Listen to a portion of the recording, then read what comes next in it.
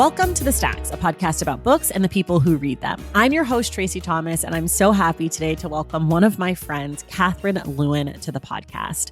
Katherine is the author of the brand new cookbook, Big Night: Dinners, Parties, and Dinner Parties.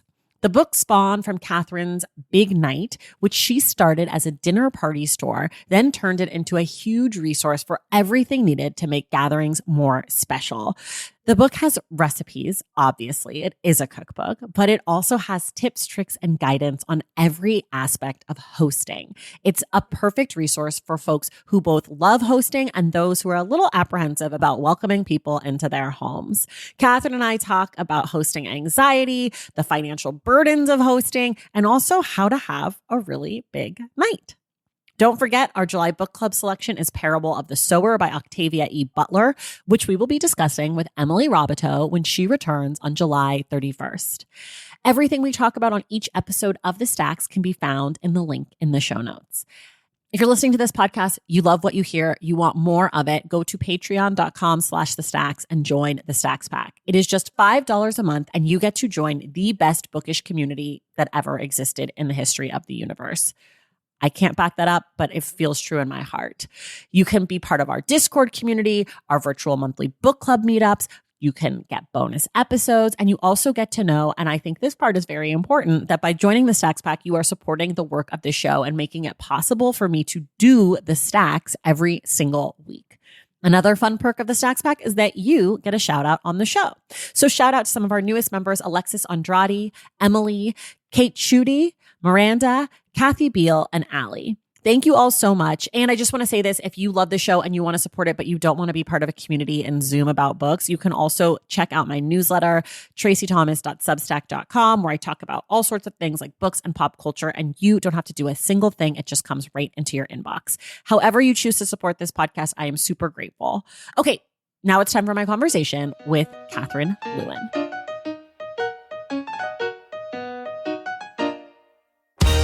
All right, everybody. I'm absolutely thrilled. I get to have a friend on the show today, my dear friend, Katherine Lewin, who is the owner of two hosting, I don't know what you would call them, hosting shops in New York City called Big Night, is now officially a cookbook author. The book is also called Big Night: Dinners, Parties, and Dinner Parties. Katherine is the absolute best. She helps me when I'm trying to do Thanksgiving or eat anywhere in the world. I go to her. She is my encyclopedia of all things food, relations, and dinner parties. So Katherine, welcome to the Stacks. Wow. I could not be more excited to be here. I'm so excited. I guess we should tell people we met in the weirdest of ways.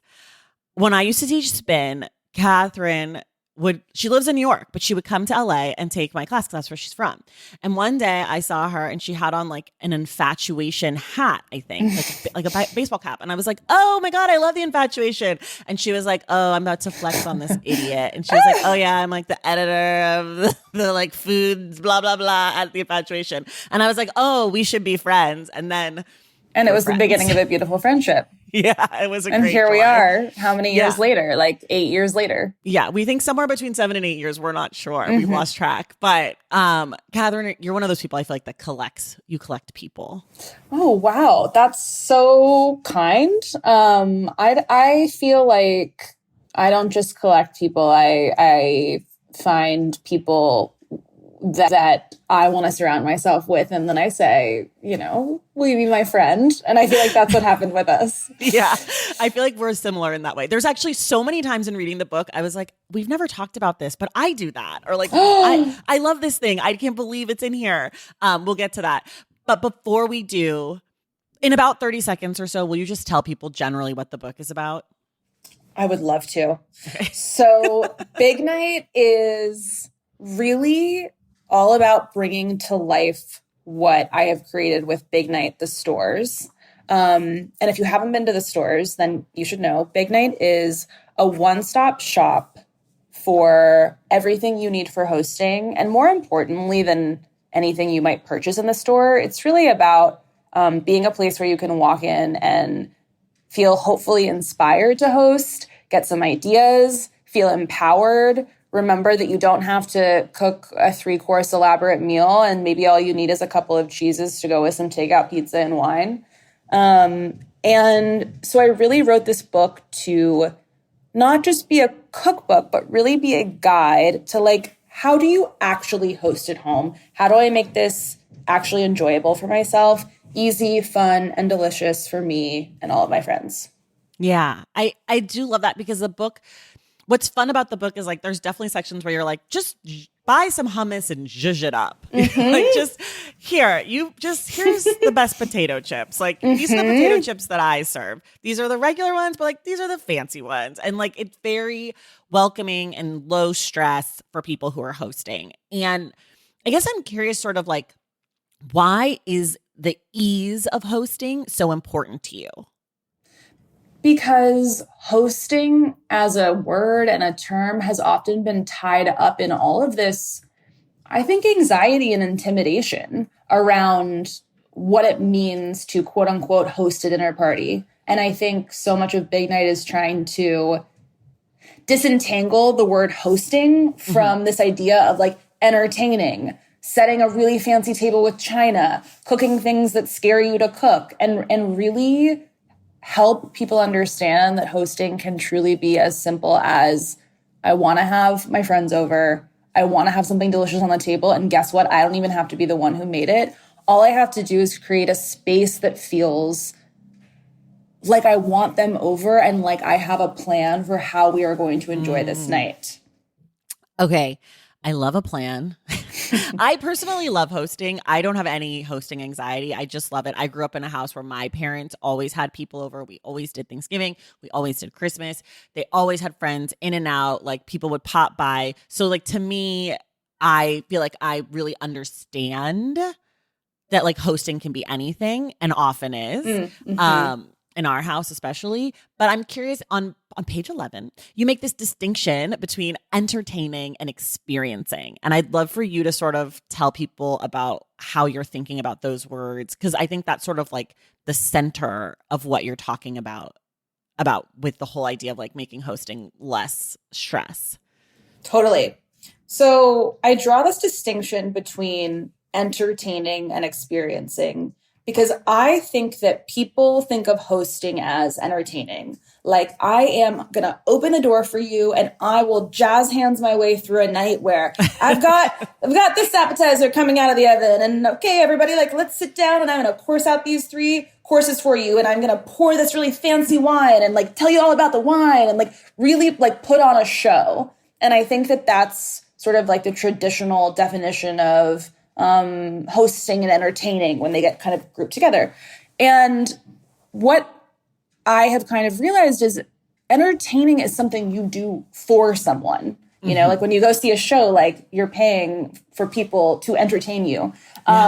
Whereas I think that for me, hosting is really about creating an experience that you share with anybody that you open the door to. And an experience is something you do together with people, and you're not doing it to someone. Right. You know, it's really about creating a space where you can experience a really special night with your friends. Yeah. I don't know if we've ever talked about this, but have you read that Priya Parker book, The Art of Gathering? Of course I have. Okay. I think we've talked about this. We talked about it because I think the last time that you and I chatted on your podcast, you told me about the book, and I think I had either read some of it or you read an excerpt, and I basically went out and bought it. And it's such an incredible book, and she has so many really smart ideas about why and how we gather.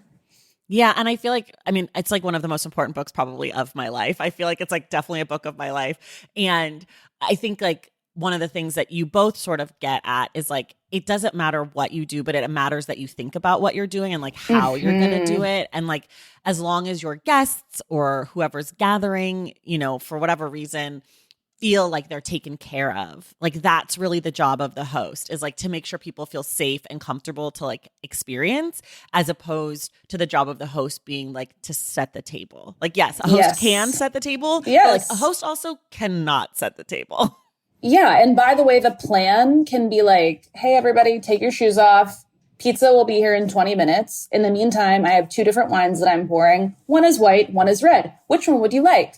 Also, like, do you want to help me, chop these veggies for this salad? Because we're going to enjoy that beforehand. Like, that is a plan. And it sounds so simple and like not that exciting. But I think that you forget the privilege that you feel walking into someone else's house out of your own space where they have come up with how you're spending time together, even if that is just like, quote unquote, a really simple takeout pizza night. It's still someone thinking like, okay, I am going to put together a little itinerary for this evening and I'm going to share that with people.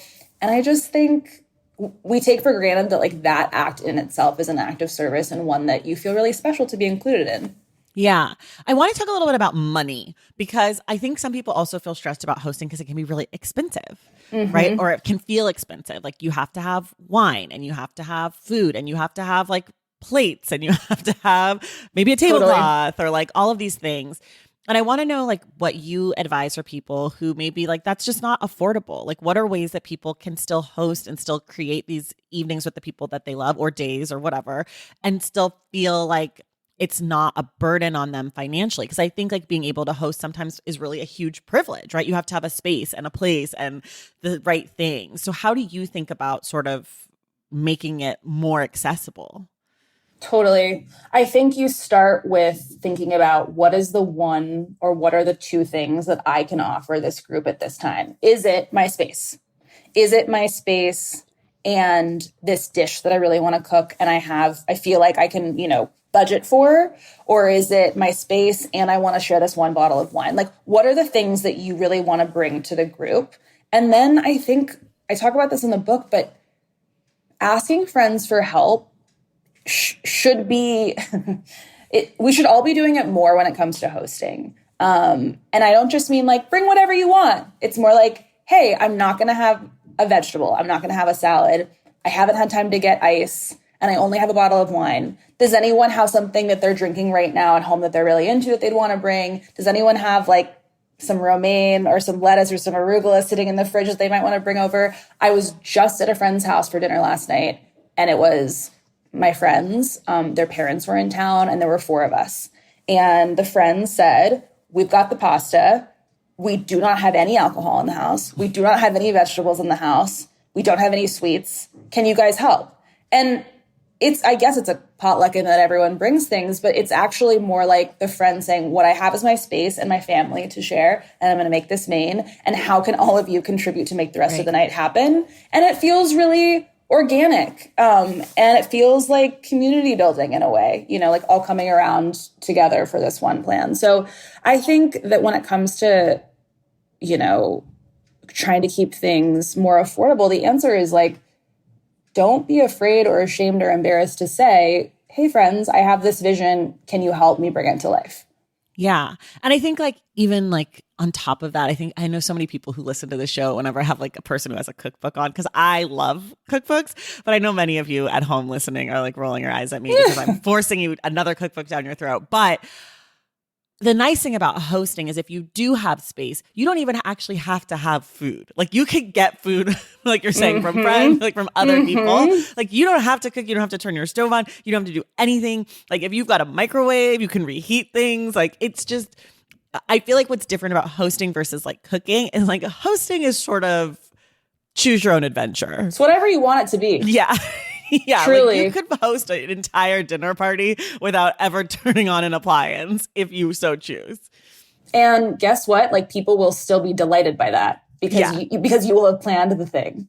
Right. Like you have like snack boards in here, like cheese boards in here. You talk about like making bars. Like if there is an opportunity to make something into a bar, whether it's like a Bloody Mary bar or a baked potato bar or my Spritz personal bar. favorite, a hot dog bar. Exactly.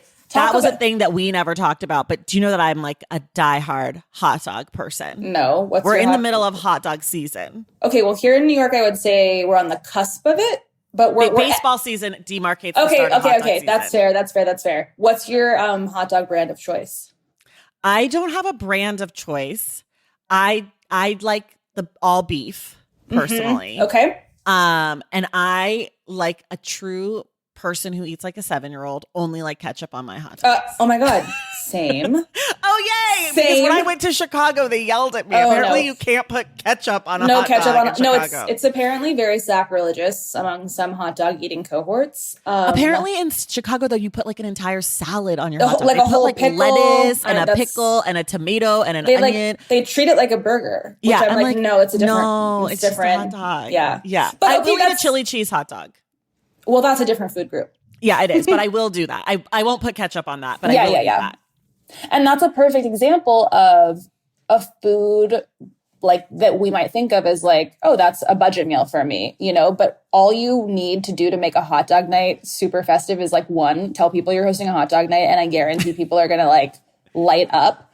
And then it's like, you know, talk about like a little bar. So a bar for them to, you know, furnish their hot dog. So there's ketchup, there's maybe 2 kinds of mustard. There's something like crunchy, salty for them to put on top. And suddenly like everyone's gathered around the condiment bar, dressing their hot dogs and like becoming friends over a food that like you might think of as something you eat at the baseball game or like when you have nothing else in your fridge, but actually can be the most fun dinner party you will attend that year. Yeah. I love it. So you can see, people can't see it at home, but I went full flaggito on the book. Obviously, are these color coded? No, I was just running low on all beautiful. the colors. So I was like, beautiful. Just do a few. They're not color coded. There's no rhyme or reason. I still have to go to the index, but I just like to know what I thought was exciting as I was going through. When I had Sola on the podcast, she said the same thing. She's like, how do you even know what they're for? I'm like, I know. It just lets me know that I had some interest in making these things. So I don't have to read through the whole thing. They look beautiful, so it's perfect. It's fun. It's festive. Okay. I want to talk about how the book actually came to be. I know the sort of backstory of Big Night, the stores. I know that you were working at the Infatuation and you like saw this space and you were like, I could open a store here. And then you did, which is like truly like insane people behavior, but also like, of course you did.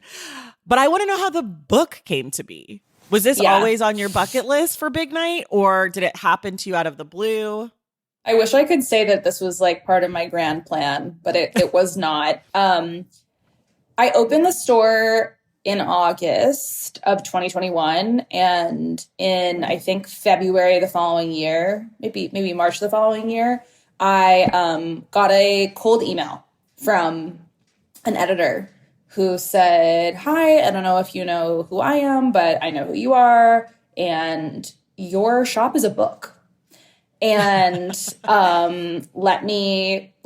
let's meet in person and I'll tell you why I think that is the case. And you can tell me if that aligns with what you might think, you know, your shop's book would look like.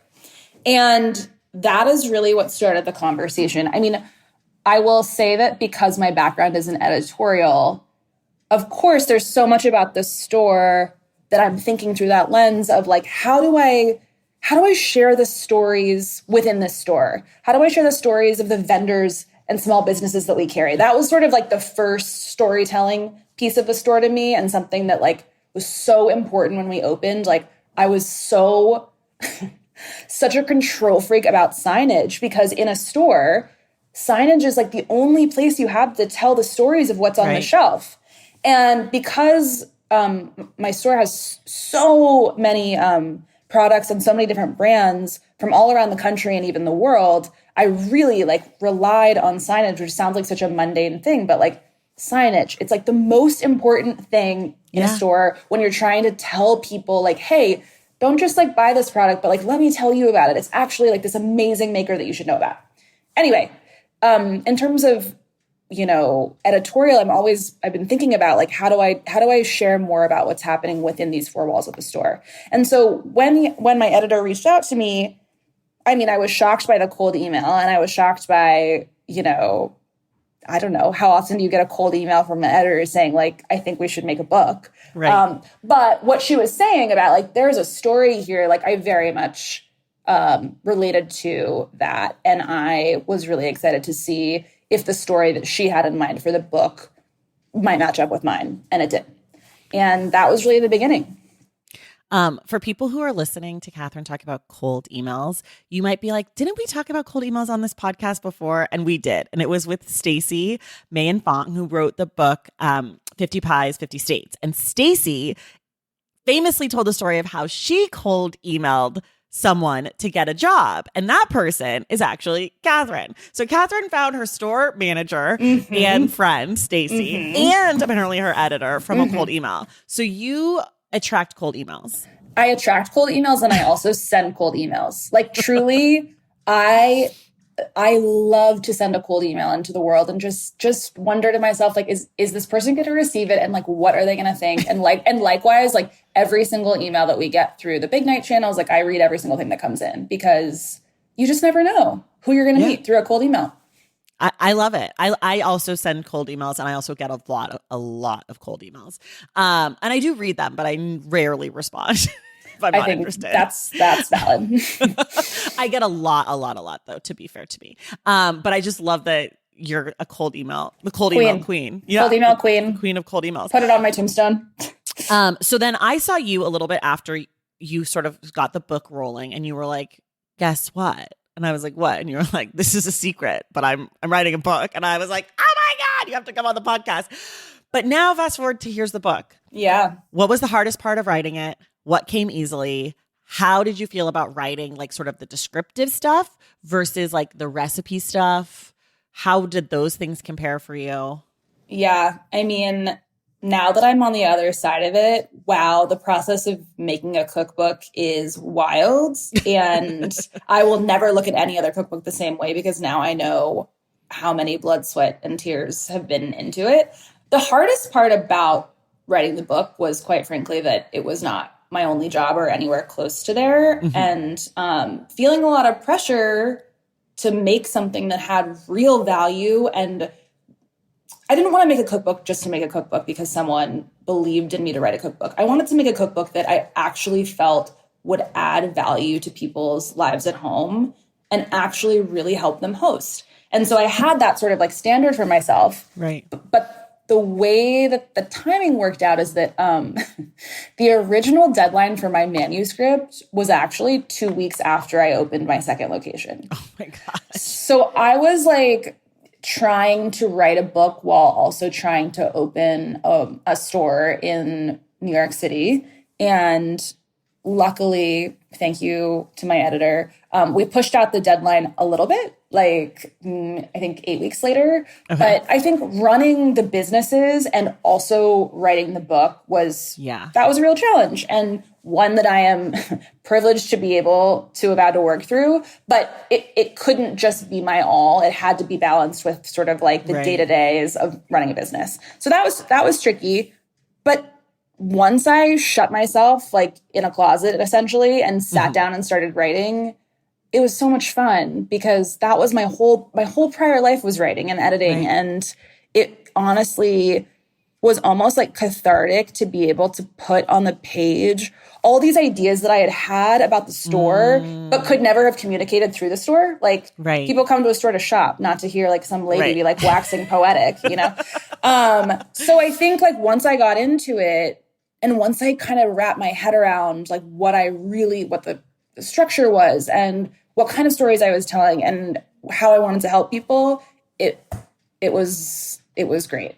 And then as for the recipes, I am so lucky because I worked with a recipe developer. Her name's Rebecca Ferkser. And essentially that process was one of the most joyful things I've ever done because I was able to say to Rebecca, like, okay, here are 80 recipe ideas I have. Ideas for dishes, ideas for what I want to put in each season and, you know, the different like levels of ease and difficulty of each of these recipes that I have in my mind, really trying to balance like, how can I make sure that there are recipes for every kind of host and cook? People that like have no idea what they're doing and people who are like, I host every week. Like, give me something I haven't seen before. And so Rebecca really helped me actually hone in on the recipe development itself, which I'm sure you know is like, that is a whole job and one that is, really time intensive and really detail oriented. And it makes me feel so good that every single recipe in this book has like really been tested and vetted by both of us. I love that. Will you tell us a little bit about the organization of the book and how, because I have questions sort of about how you were thinking, like, I guess just tell us how you were thinking about organizing the book and how you sort of decided what things would maybe be like solos versus like part of a big night, etc.?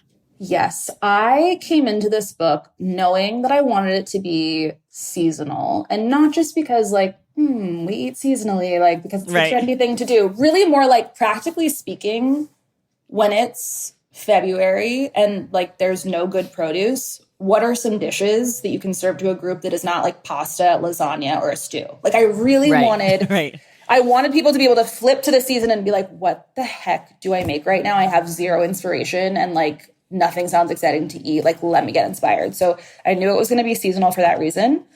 And then I had this idea of giving people not just single dishes, but groupings of dishes. Again, not for them to take an entire menu all at once, but to say like, oh, interesting. Like we have a chicken here paired with this side and this dessert. What can that tell me about sort of like how I might pair dishes in the future in my own, kitchen? So across the seasons, across all 4 seasons, there are 12 bigger nights. And these are like my centerfold spread. Literally, like you open the page and suddenly like you're looking at a full table full of food. And then you flip the page and you're given the menu of everything that you see on that table. And that happens 12 times throughout the book. And each bigger night has somewhere between 4 and 6 recipes. And that the menu is like your drink, your apps, your mains, your sides, your desserts. And then beyond the bigger night, sort of like in between all of those, are more, as you say, standalone recipes, which are kind of like, I think of those as just like staples throughout the seasons. And those can also be plugged in or swapped in for anything you might see in a bigger night. So the whole book is really meant to be modular, but also like I want people to see these dishes and already start creating their own menus from all of the different options and see how different things can be paired together. Yeah, I love it. That's how my brain was working. I was like, okay, well, I'm definitely not making that tomato salad because I hate tomatoes, but I was like, I could do other things here. Or like, there's also like a lot of places where you mention something and then you don't link to because it's a cookbook, but you reference on the page. Like, it's like, okay, you could do a whole night where you just do like a board with vegetables and breads and dips. And you're like, here's some dips, and like take 2 from here and 2 from here, and like pick this kind of vegetable and this kind of, and it's like 1 leafy green, 1 hard crunchy, 1 bready thing. Exactly. And so some of those things are like in the book. There's recipes for some of those things. And other of those things like carrot sticks are just like carrot sticks, right? Like I don't, but I love that there's like a lot of the recipes in the book, you also guide us to do more than once. Like the recipe might be with the hot dog bar, but you're also like, you could just throw this on a plate with this other thing and it'll be great. Or like this potato salad goes with like 7 different things. Yeah. So almost every single dish has a pair with recommendation. And so even if it's not part of a bigger night, I've made it so that if you're reading a recipe and you're like, this sounds yummy, like, but what else? You can look down to the corner of the page and see just some ideas for how to pair it. And then I also love any recipe that can go like, can be 2 in 1. So like most of the dips can be thinned out into dressings and vice versa. Just trying to make this as versatile and functional and useful as possible. I love it. I made the charred onion dip. Amazing. Really good. But I already was like, I'm going to make BLTs this week and use that as, instead of just plain mayo. Schmear. That's perfect. Isn't that good? I'm really excited about it. And that's the kind of thing that I'm obsessed with is like, okay, you put all this effort into making a dip. And like, sure, the dip is great. But then like, how can you next over the dip? Like, what's the next version of that? Right. Especially if you're hosting and you've made all this and it doesn't all get eaten. And it's not like sitting out for a long time. Or you made, like, I know that the recipe was too much because it was just me, my brother, my sister-in-law, and my husband. And it's like a big thing. And I was like, great. I'm just going to keep half of it in the fridge. And this week I will make my BLTs. But I bet you could also probably put it on like a country loaf type bread with just some lox on top and like some cucumbers. I'm really excited about it. Perfect. But that's the other thing about this book is that almost every single recipe is already scaled to serve 6 or more. Yes. And I thought a lot about like, should some of them be for fewer groups of people? And I ultimately landed on the 6 or more because it's really annoying and hard when you see a recipe on the internet and it serves like 2 or 4 and you're like, can I just double this? Can I scale it? I wanted to do that work for everybody. But then also like leftovers are the gift that you give yourself when you're hosting. Yes. Like if you have extra, great. Like do something even more fun and fancy with it the next night when it's just you eating it. Yeah, I love that. Okay, wait, let's take a quick break and we'll be right back because I want to talk about rules for hosting. Valentine's Day is upon us and I've got love on the brain. Love for books, duh, of course. Hello. Did you forget what podcast you're listening to? I love bringing you all great reads, exclusive author interviews, and behind the scenes book gossip. But I can only do that with your support over on Patreon and Substack.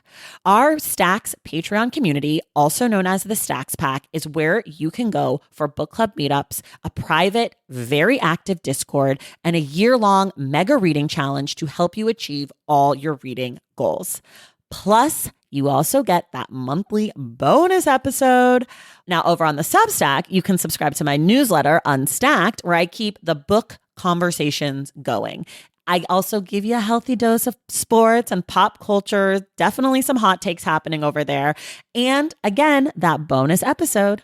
If you don't have a few dollars to spare, don't worry. There are free options on the Substack and the Patreon to get you a little extra Stacks magic. Making this podcast is a total team effort, and by supporting my Patreon and my Substack, you allow me to support my amazing team that makes the show possible every single week. So if you or your friends are looking to meet other book lovers and support this indie podcast, come hang out with me on Patreon, Substack, or both. I would love to have you. And since we're talking about love, you can gift subscriptions to the Patreon and the Substack for that special reader in your life. For the Stacks Pack, head to patreon.com/thestacks. And for the newsletter, head to tracythomas.substack.com. And also, there are links to both in the show notes. Okay, see you in the Stacks. Okay, we're back. Rules for hosting. I love a rule. First of all, well, we'll talk about rules for hosting, but then I have an idea for you and your store. And you can credit me or not. I don't care. But next time I'm in the store, I better see it. Great. You have some rules for hosting in the book that you've written out. I think there's 13 of them, which I also love that it was 13 because that is like an unlucky number, but it's one of my personal faves. What are the things that you think you must do to ensure a quality big night? This could be logistical. This could be philosophical. This doesn't even have to be one of your 13 rules, but just like some of the things that you're thinking about when you're like, if you want to have a good night, you must do these things. All right. I think if you actually want to enjoy your own night when you're hosting, the fact of the matter is you have to do prep work in advance. Mm-hmm. That's like, I know that seems obvious, but like, I think a lot of times I have run into the mistake of like, well, I'm going to make this pasta and like, you know, it cooks, it's going to cook right before we sit down. So like, I'm just going to be like cooking the pasta while people are around. And like, it sounds great in theory, but then it's actually hellish because you're having to monitor your pasta while people are like, oh, what's to drink? Can I just grab one of these bottles of wine? Like, can I get some water? Like you're hosting while you're cooking, while you're talking. And it just, the less that you can be doing all of that multitasking, the better. Like it will make you so much calmer and it will allow you to actually like talk to your guests, which is the reason that you have people over. Right. So as much as you can possibly do in advance, you will thank yourself and your guests will be like, wow, she's so relaxed as she's like, you know, just casually sauteing these things, because in your mind, you're like, this is all I have to do. The sauteing is the last step and like, I'm good to go. And so that's also why in the book, I've tried to cue like the parts of each recipe that can be made in advance before anybody gets in the door. So that's, I think, probably my number one.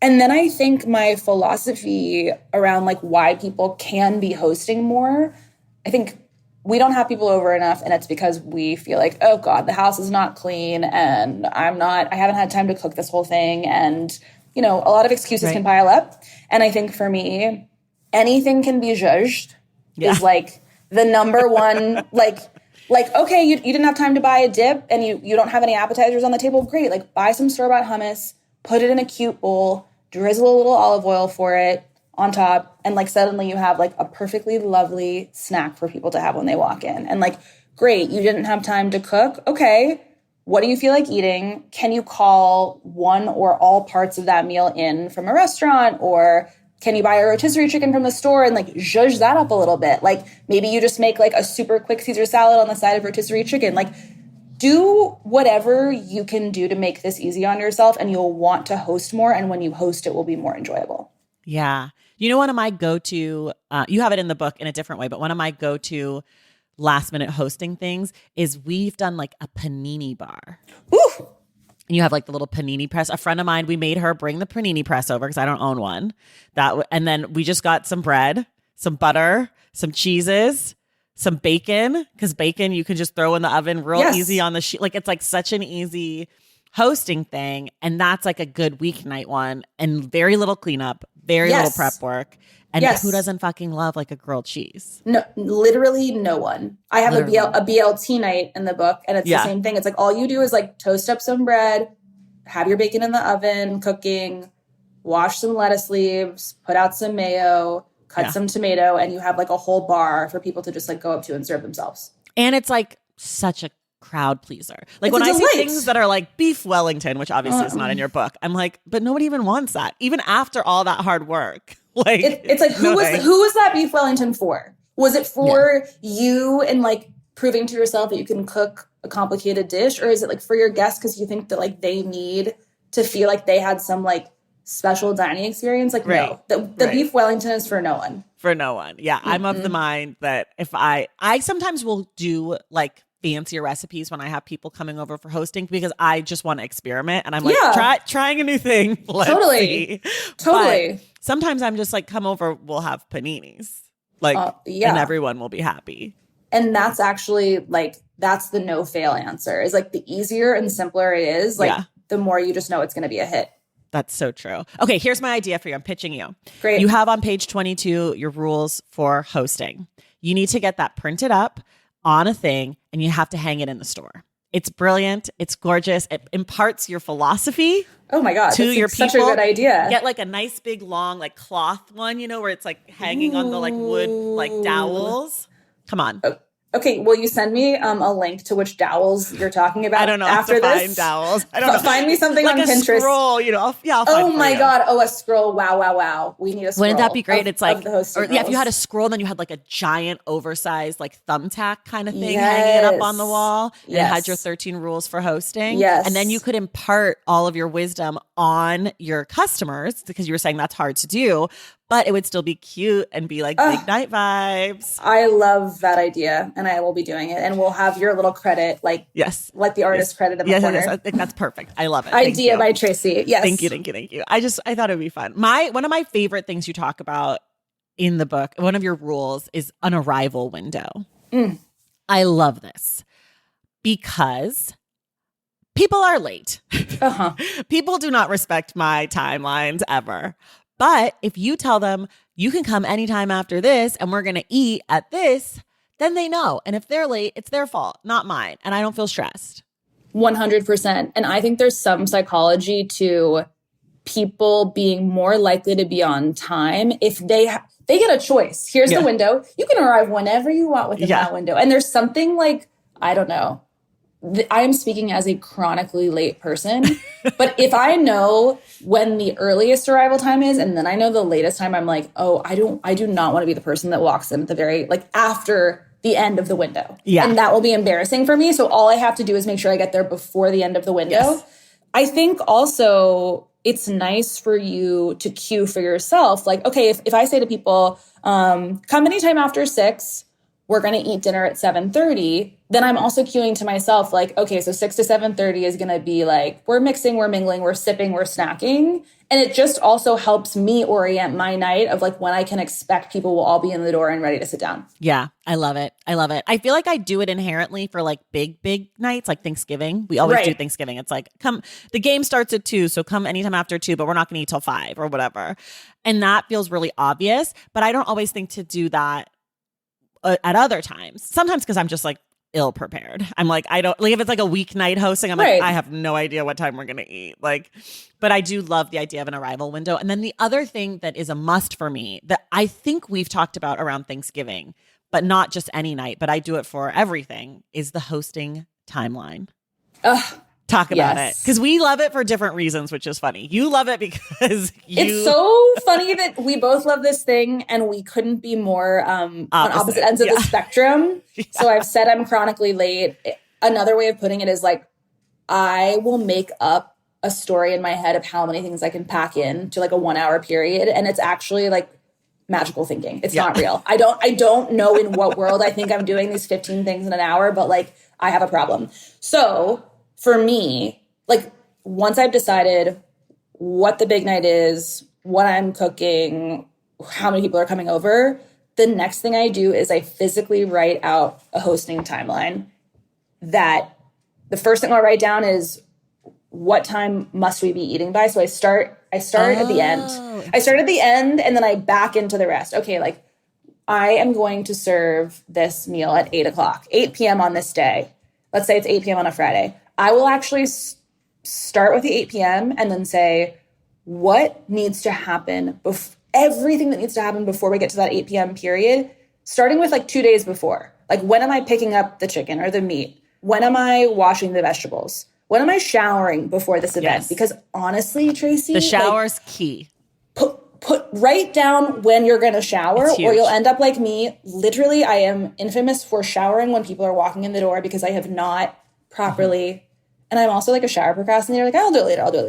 And then my hair is wet. Like I'm constantly having wet hair. So anyway, I think like creating a timeline that involves all of the tasks needed to like actually get the food on the table logistically, but also for yourself, like I will put when I'm like running errands the day that I'm hosting, when I'm showering, if I need to like, call a family member, like I will literally plan out my day, integrating all of the parts of the big night that are also happening.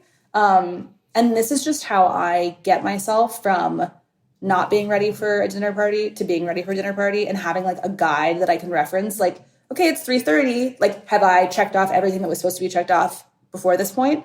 And then what's my next step and my next step and my next step? I just think if you leave it up to sort of like, well, I'll just like get all the things done, at least for me, that leads to stress and it leads to me not having time to like make an entire dish and me not serving my guests until 10 p.m. And also for me, it leads to forgetting something. Just totally. I forgot to make the glaze or like, I just completely, I love to be regimented. So like this year for Thanksgiving, my sister-in-law and I, we did way too much, but in a good way. But she's also extremely regimented. And we wrote out our whole thing and it started with like, go to Orange Theory, 7 a.m. Yes. Like come home, like eat breakfast. Like we put every little thing, like Sarah takes a shower, Tracy takes a shower, plus obviously all the food things. And then for Thanksgiving, because there's so many things, it's like what goes in what oven, like what at what time, and like what we have to like, we literally have to have a conversation of like, okay, can this be reheated this way? Yes. And like we do like a whole team brainstorm because Thanksgiving is like such a big one and you have so many fucking dishes at Thanksgiving, like so many things you're making. That's like the timeline of the century. I can be a little more chill when it's just like, BLT night. But it is, to me, it is like logistically, it is the crucial like piece of hosting. Everything else I can figure out. But if I don't have a guide for myself that I feel good about, that I've like focused on, I just feel lost. I feel lost in the kitchen. Agreed. And it's also like when you write it out physically, which I like to do as opposed to it being on a notes app or something, you can also edit in real time if you're like, you know what? That didn't get done on time. And so I'm going to either decide like I'm pushing this out by an hour or guess what? It's getting crossed through and we're not doing it. And that's also satisfying to be like, okay, the plan is changing in real time. Yeah. But I am in control of the plan and the plan is not in control of me, Yes, I love it. Okay, there's one more thing you have to tell me about that I had no idea about you that is the opposite of me, but social nap. Talk about it. Okay, so the thing is, and I feel like this has been my like dirty little secret of having a dinner party shop is that, people are always like, oh my God, you just must love to have people over and be talking all night. Like people imagine that I'm like this like super extroverted person. And,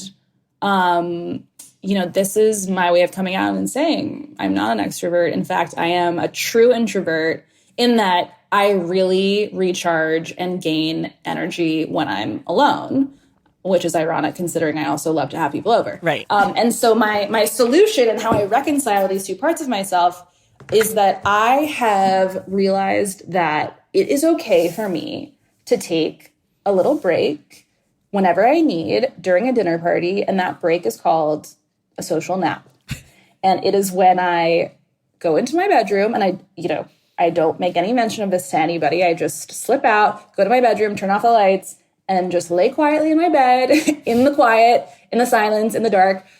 And actually, and I don't know if I put this in the book or not, what's actually so joyful about the social nap is that, like, I love hearing all my friends, like, laughing and enjoying the party. And, like, I love eavesdropping on their conversations, like, from my bedroom. Even if I'm not part of it, I'm like, having my alone time. I'm in timeout. But they're having a great time. And, like, there's so much joy that comes from that. And if I just spend 5 or 10 minutes or however long it takes for my friends to realize I've disappeared and come in after me, those 5 or 10 minutes can, like, give me all of the restoration that I need to come back and enjoy the rest of the night. But I want to normalize the social nap. And I want people to know that they don't have to be on for 6 hours to have a party. They can, like, go have their quiet time and be all the better for it when they come back. I love it. I would never do it. It's impossible for me to be away from other human beings. I'm like, oh my God, people are here. I have to hang out and talk to them the whole time. I can't stop. But I do love this for you. And my husband, he does sort of, he will disappear for times, but also he'll disappear for like a long time. And I'm like, can you come back? Like, people are at our house. He'll be gone for like 30 minutes. I'm like, okay, too long, a little long. But he's not into it as much as I am. I love it. And, you know, it's something he has to just deal with. So we let him do whatever he wants. Okay. Is there anything that's not in the book that you wish was or could have been? One of my favorite parts of the book is I have these guests at the dinner party. And I have 4 guest contributors. 3 of them contribute recipes, and one of them is a good friend of mine in the wine world, and she gives us some excellent wine knowledge. And I had so much fun bringing in those guest stars into the book, and I just would have loved to do even more. Like, I think one of the great privileges of opening the shop is I've gotten to meet so many people. Like, my world has become exponentially larger because of the people that I've gotten to meet and the stories that I've gotten to hear. And I'm talking about, like, partners and vendors, but I'm also talking about our customers. Like, the people that shop with us know how to host better than anybody. Yeah. And, like, you know, in my dream world, you know, in the future, there's a book that can feature more of their stories, because I love to be a fly on the wall in the store, listening to how people host and what they do and what their traditions are. And if I could, I would have so many of their stories in here. I love that. You should do that on social media for Big Night. You guys should do like a little series where you interview people and you ask them like their biggest hosting tip or like what their menu is. I would love to see like little reels like that. That would be so fun. Let me just add something to your plate. Here's another idea to do an entire film series. Okay, how about this? You move into the store and you interview our customers, and it'll be your series. Honestly, oh my gosh, I would love to. I got to go to the store once and was so excited and was like selling things. You fully sold things from the store. You were like, that platter is incredible. You have to get it right now. You have to get it. And it worked. Have you ever been in retail? I did. I used to work at Lululemon. Okay, and I bet you were really good at your job. I do love a legging.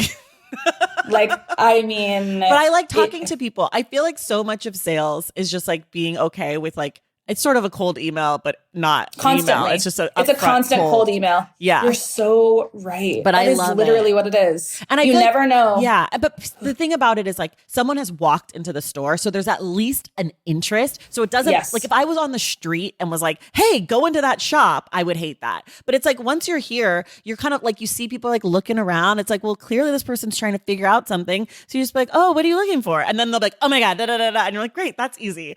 Yes, that's how I feel. They let me be a guest bookseller at a reparations club here every year for Indie Bookstore Day. And it's like the greatest day of my life. I just go up to people and I'm like, hey, what are you in the mood for? And then I get to just like talk to them about books and then be like, okay, this is what you're going to like. And this year someone had come last year and we were talking and I didn't recognize her face, but she's like, oh, you recommended this to me last year. I was like, oh my God, I do remember you. Oh and my she God. loved it. And it was such a joy. And I love that part of retail too, even though I don't think I could actually work in retail long term. But I do really enjoy. It's more about the connection. I'm less concerned about actually selling the item because I don't own the store. But the connection is the most important thing. The connection is what sells it. Also, should we have a Stax bookstore in our future? Oh my gosh, no, because I don't want to compete with all the lovely bookstores that are doing great work. I'm like, no, thank you. Let me come in and just sell books. Yeah. But I have thought about it, but I don't think so.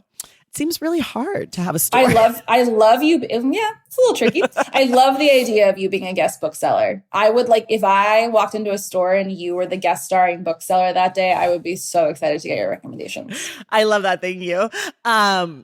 Okay, let's talk about how you like to write. I know you have a full-time job owning these shops and doing all this other stuff. You're super busy. How did you carve out time to write? How many hours a day? How often? Music or no? Snacks and beverages? Where did you do it? In the shop? At your house? At somewhere else? At that lovely coffee shop that sells Sloan tea that I'm obsessed with? Your favorite place in Brooklyn? Yes. Besides Big Night. I had to get away from the stores. Well, first of all, it's very hard for me to do any kind of like laptop-y computer work at the shops because I open stores because I love to create those experiences for people. So when I'm in the store, I want to be like running around, re-merchandising things or telling people about them or writing new signage or whatever. Like when I'm in a store, I'm like a kid in a candy shop running all around. So it could not be in the shops. And then at the time that I was writing the book, my house was actually about 45 seconds from the shop's front door. So even my apartment felt like almost distractingly like, I could just like go down to the shop and like see what's going on over there, you know? So once we got the West Village store open, I took a week and my lovely coworker actually offered up her cabin in upstate New York. And I went upstate and I was writing, but I was also like cooking my way through recipes at the same time. And I mean, I don't know how many hours, but it was truly like from 7 a.m. until whenever I like conked out for the night. It was a mix of cooking and writing. And I will say that like what I can work really well under pressure. Mm-hmm. And so the pressurized cabin of like, you have 1 week to cook through as many recipes as you possibly can and write about them. It like kind of felt like my own little reality show. Yeah. And I got a lot of like, with that week of only doing that, it really set me up on a path to like just power through. And then I had another week like that a little bit later in the summer. But I think this book was so much fun to work on because it isn't just the recipes. And then of course the head notes that go with the recipes. There's all of this other, content, although I hate that word. There's lots of other guides within the book that are a little bit more narrative. That are a little bit more that go beyond the kitchen. And so for me to be able to bounce between the different, types of content in the book was really energizing. Like any moment that I got kind of tired of telling people about the recipe via a head note, I'd be like, okay, drop. We're moving on to. There's a lot of personal stuff in there where I talk about sort of like my own experiences in hosting. And then when the personal stuff got too personal, it was like, okay, drop, moving on to let's talk about how to set the table, you know? And so I feel like I really appreciated those different parts of the book that make it what it is because it made writing never feel too rote. And it felt like I had a lot of opportunity to flex different writing muscles. How did you possibly answer that question without mentioning snacks or beverages? Okay. I get so distracted by snacks and beverages that like it's the snacks and beverages are like a carrot that I dangle for myself. Like, okay, if you knock out these 5 head notes in the next hour, then you can take a break and raid the pantry and pick any snack you want. Like that's my vibe. Not like having the tin of chips next to me and eating like this, because if I do, I will just not write and just eat an entire tin of chips instead. Okay, I'll allow that because I know that you are a snacker. But something in your book that we had never talked about, to my knowledge, I do not think, that truly let me know that we were meant to be friends, is that here on page 16, you talk about snack spread essentials. And you have a list of great olive oil, tinned fish, all these things. And at the very bottom, you say nostalgic faves, Oreos for Sundays, Ritz for dips, Swedish fish for any time, trust me. Did you know that I love Swedish fish more than anything in this world? And I have my own snack that I have invented called a pescatarian, which is where you take goldfish and Swedish fish and put them in a bowl together and eat them. I know. My God. I love Swedish fish more than anything. I feel like, first of all, that dish, like, put it up on TikTok and the world is going to freak out over it. But also, Swedish fish is the perfect candy, and I will not be taking any other notes on that matter. Like, imagine being like, oh, chocolate, when like a fucking hot red candy exists that is chewy, sweet, and perfect, especially the minis. It's perfect. No, Swedish fish is a perfect food. It's like somehow it scratches this sweets itch, but also the snacks itch. Yeah. Which I think is really important. We've never talked about this, but we've never talked about this. I feel so seen. Like when I saw that in the book, I was like, because as I was reading that section, when I saw the like whatever, I was like, oh, and obviously goldfish and Swedish fish, like joking to myself. And then I was like, there it is. Swedish fish in my snacks. That is, and like if you put a Swedish fish out like at a dinner party table, people are going to be like, fuck yes, give me the Swedish fish. Like there will be it's none such a left. Welcome surprise to see something that's just like, yeah, a nostalgic favorite where you're like, I don't want any of this fancy cheese. I just want a fistful of Swedish fish. I feel like sometimes people get so self-serious about these things where it's like, oh, I have to have like this fancy cracker. And I'm like, no, baby, you could just have a Ritz sometimes. Like Ritz does what needs to be done. But when's the last time you had a Ritz? Because truly, Ritz are so good. So good. If you haven't had one in a while and you're listening to this, this is your sign. Like, just get a sleeve of Ritz going right now. Ritz. Also, saltines are amazing. Super underrated. Saltines are amazing. Amazing. I sometimes make myself, because I have small kids, so sometimes I make myself my little peanut butter and jelly sandwiches on my little, like I'm 6. I mean, that sounds like the snack I want right now. It's amazing. Okay, I have a few more questions for you. One is, what is a word you can never spell correctly on the first try? Parallel. I never know where the L's go. Because there's 3 L's total. And I never know where the double L goes. A great question is, how many R's are there? Because I would have said 2 R's. 1. But that feels wrong. Yeah, 1. I'm a terrible speller. Like, truly horrific. I would go Parrallell and just throw them all in and say, choose your own adventure. But guess what? AI, letters. But AI's got you now, so you're fine. You're fine. I'm so bad sometimes. The red line, there's no suggestions. And I have to start over like multiple times because I have no clue where I am. It's just like letter stew. Like, add some more. Yummy. I love that.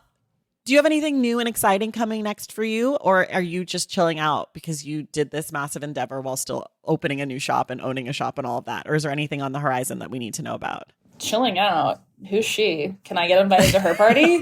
She sounds great. Well, the book is out and it's a dinner party book, which means I need to throw some dinner parties. So we're going to be doing that in a few cities around the country, including LA. So watch out for those details. Lots of parties in our future, lots of big nights in our future. And I can't wait to share this book with people and hopefully meet them in real life. I can't wait. Wait, you got to tell me, people can order all over the country from the store, even if they don't come to New York. Absolutely, you can. I would love that. Our web address is www.shopbignight.com. We ship all over the country, and you'll really find the best of the shop online. And it's actually something that I worked really hard on creating, an online experience that I felt like captured what it feels like to walk into the store. That was super important to me. So obviously it's not IRL, but I do think it's the next best thing. For people who love this book, what are some other books that you might recommend to them that are in conversation with what you've created? That's an overwhelming question because I could name so many. Pick a few. Pick like 2 or 3. Okay, well, let's start with Priya Parker. If you haven't read The Art of Gathering by Priya Parker, and gathering is something that you like to do or want to do more, I would highly, highly recommend that. Cosign. One of my primary research texts in writing this book was an Ina book that I don't think gets enough love. The title of this book is Parties! ! That is literally the name of the book. And, you know, it flies under the radar. I don't know why people don't talk about this book more, but it's great. And I would say if you're an Ina fan and you haven't read Parties, you got to do it because there's just a treasure trove of fun things in there. I've never read it and I love Ina. Okay. You gotta. Similarly, you know, when I was writing this book, I wanted to kind of like go back in time a little and look at other entertaining books that have like really influenced us. And have you ever heard of the Silver Palette cookbook? Do you know what that is? Mm-mm. Okay. That's another seminal text that you should take a look at. Okay. It was these 2 gals who had a really successful catering business, and people constantly asked them for their tips and their recipes, and they created this cookbook called the Silver Palette Cookbook. And their whole background is in serving crowds of people, and in a way, it feels like such a time capsule of when they were cooking. And actually, my mom was the first one that told me about this cookbook, and she wouldn't stop talking about this recipe that's like salmon tartare cured with vodka. And like, if that's not like peak 80s, right. I don't even know what it is, but it's just over the top and silly. And flipping through that book feels like going back in time and seeing what people thought was really luxe and glam in like 1986. And it was really fun to read. So that was definitely by my bedside table as I was writing too. Okay, I got to read it. Last question. If you could have one person, dead or alive, read this book, who would you want it to be? I could go in so many million billion directions with this, but the person who's writing about food influenced me the most and whose approach to sharing food with others influenced me the most is probably Samin Nosrat. Because her book taught me how to be a better cook, and just who she is and like the warmth that she brings to all that she does around food has been such an inspiration to me. Because ultimately, you know, when I created Big Night the Shop, like obviously, yes, I'm building a business, but I really just wanted to make a place that people would walk into and feel welcomed and included and warm and happy. And she is somebody in the food world that embodies all of that. I love that so much. That's a perfect answer for you, actually. We started on this note of you being a collector of friends, and I wanted to mention this because you might think that maybe you are or you aren't, but I know that you are for a fact, because in the book you talk about when your husband proposed to you and he invited your closest friends, and he invited 17 of your closest friends. Only a collector of people has 17 best friends. But you know what? Those were people from all throughout my life. So it was like the childhood oldest friends, the college friends, the, you know, different phases of career friends. 17 is so many people. Some people have like 2 friends. Like that is like a menagerie of Catherine's friends. I love it. I love it. And I feel like it makes sense that you wrote this book and you have that store because you are like a central figure in so many lives, obviously. And I love the book. I hope that people will read it and cook from it. And even if they never cook a single recipe from it, I hope that they'll get inspired to gather, because I'm like excited to have my next thing. I can't wait.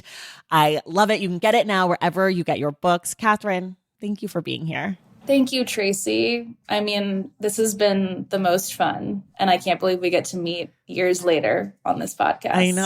I know it's crazy. I'm like, this was not on our bucket list, I think, when we first met, that this would even be a possibility. But here we are.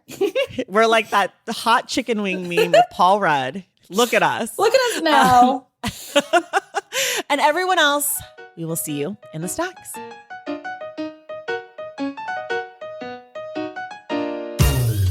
All right, y'all, that does it for us today. Thank you so much for listening. And thank you again to Katherine for joining the show. I would also like to say a super huge thank you to my friend and a person who made this episode possible, Skylar Oakey.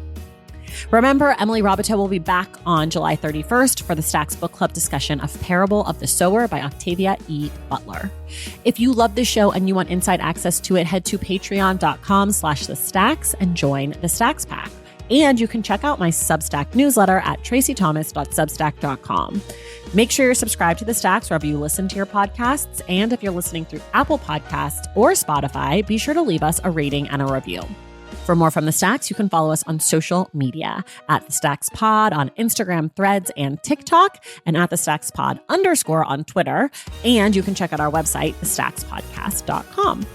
This episode of The Stacks was edited by Christian Duenas with production assistance from Lauren Tyree. Our graphic designer is Robin McCrite, and our theme music is from Tegirigis. The Stacks is created and produced by me, Tracy Thomas.